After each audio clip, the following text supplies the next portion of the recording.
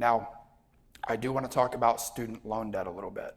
Now, again, like I said earlier, I borrowed $136,000 to get my PharmD from Auburn.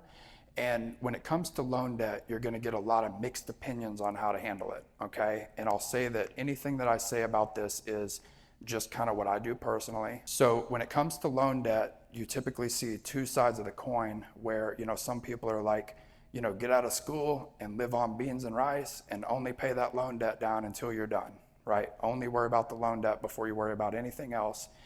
And the other side of the coin is make the minimum payment and just let it ride for years and years and don't worry about it, And what I personally do, I'll tell you guys this, my student loans are locked in at like 4.5%, 5%, and 6%. So I was borrowing this back in 2019, 2020.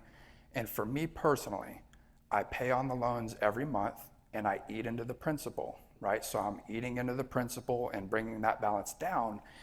However, I'm putting the majority of my money in investments that are making, depending on what we're talking about, maybe 9 or 10%, 12%. If we're talking real estate, that's up, 15 to 20%.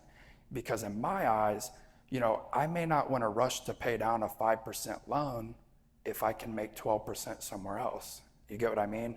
I might want to put the money in that nest egg that's growing at 12% because when that gets big enough, that investment or that asset can pay the loan for me. You get what I'm saying? Because I'll meet some people that, they're only worried about the loan and they'll be like, hey, I'm 40 years old, I just paid off my loan, but they don't have any assets making money and they don't have the investments rocking.